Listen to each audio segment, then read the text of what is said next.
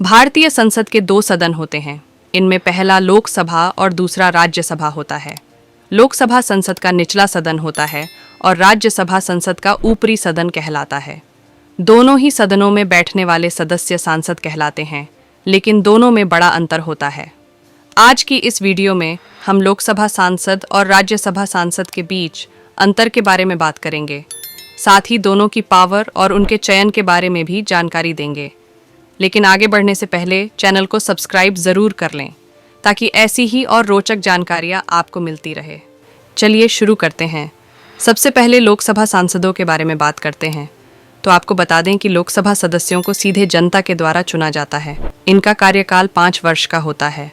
लोकसभा चुनाव लड़ने के लिए न्यूनतम उम्र 25 वर्ष होना ज़रूरी होता है। चुनाव जीतने के बाद लोकसभा सदस्य ही प्रधानमंत्री का चुनाव करते हैं। भारत की लोकसभा में कुल सदस्यों की संख्या 545 है। प्रधानमंत्री के चुनाव के लिए इनमें से आधे से अधिक सांसदों का समर्थन जरूरी होता है। वेतन और सुविधाओं की बात करें तो लोकसभा सांसदों की सैलरी प्रति माह 1 लाख रुपए होती है। इसके अलावा कर्तव्य पालन के लिए रोजाना 2,000 रुपये अलग से मिलते हैं।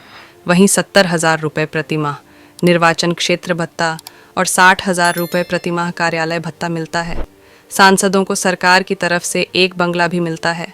इसके अलावा रेल, पानी, बिजली, टेलीफोन, चिकित्सा समेत अन्य कई सुविधाएं भी मुफ्त में मिलती हैं। वहीं फ्लाइट के किराए में 50% से लेकर 80% तक छूट भी मिलती है। पावर की बात करें तो संसद में जब कोई कानून पास होना होता है तो सांसद ही उसके लिए वोट करते हैं। इसके अलावा वह राष्ट्रपति और उपराष्ट्रपति के चुनाव में सीधी भूमिका निभाते हैं। अब राज्यसभा सांसदों के बारे में बात करते हैं। राज्यसभा के सांसदों को सीधे जनता वोट नहीं करती है, बल्कि इन्हें जनता के चुने हुए प्रतिनिधि यानी राज्य के विधायक वोट करते हैं। जिस राज्य की जनसंख्या जितनी ज़्यादा होती है, उस राज्य से उतने ही ज़्यादा राज्यसभा सांसद चुने जाते हैं। हालांकि राज्यसभा सांसद चुनने के लिए बेहद पेचीदा गणित लगाया जाता है। यूपी में एक राज्यसभा सांसद चुनने के लिए लगभग 37 विधायक वोट करते हैं, जबकि राजस्थान में एक राज्यसभा सांसद चुनने के लिए 51 विधायकों का समर्थन जरूरी होता है। राज्यसभा सांसद बनने के लिए न्यूनतम उम्र 30 वर्ष होना जरूरी होता है। राज्यसभा में अधिकतम सीटों की संख्या 250 होती है। इनमें से 12 सदस्य को राष्ट्रपति नॉमिनेट करते हैं। ये सदस्य खेल, कला, संगीत जैसे क्षेत्रों से आते हैं। बाकी के 228 राज्यसभा सांसद राज्यों और केंद्र शासित प्रदेशों से चुने जाते हैं। इनका कार्यकाल 6 वर्ष का होता है।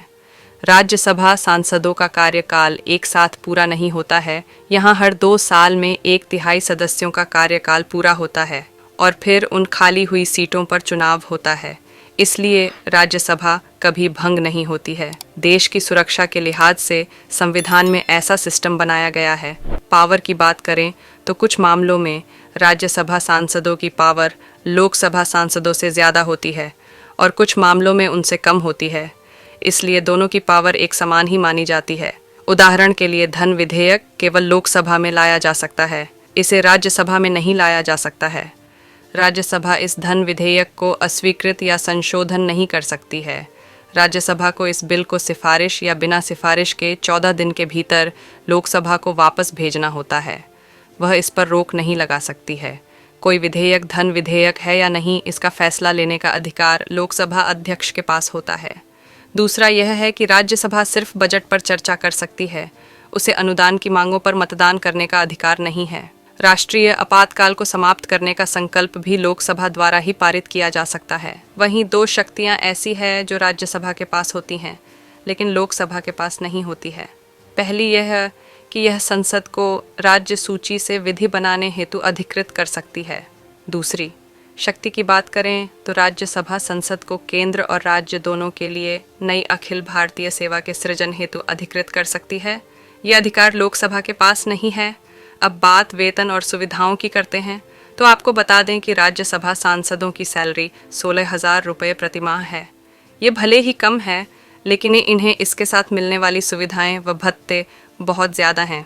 ये सैलरी उन्हें वेतन और भत्ता member of parliament act 1954 salary allowance और पेंशन के तहत दिया जाता है। राज्यसभा सांसदों को 1,000 रुपये दैनिक भत्ता दिया जाता है।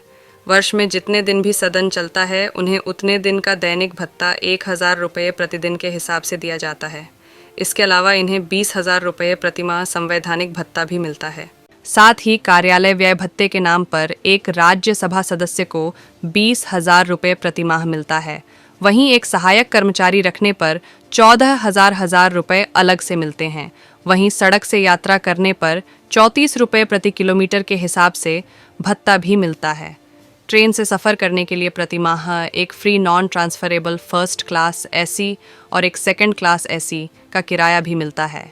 हवाई यात्रा के लिए उन्हें अपने टिकट राशि का महज 25% ही भुगतान करना होता है।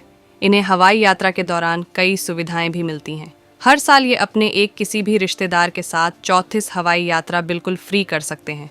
साथ ही इनका कोई भी रिश्तेदार अकेले साल में 8 बार मुफ्त हवाई सफ़र कर सकता है। इसके अलावा इन्हें हर महीने टेलीफोन और इंटरनेट सुविधा भी मुफ्त मिलती है। आशा करते हैं कि दी गई जानकारी आपको ज़रूर पसंद आई होगी। जानकारी अच्छी लगी हो तो चैनल को सब्सक्राइब और वीडियो को लाइक ज़रूर करें। फिर मिलते हैं किसी और नई जानकारी के साथ। तब तक के लिए नमस्कार।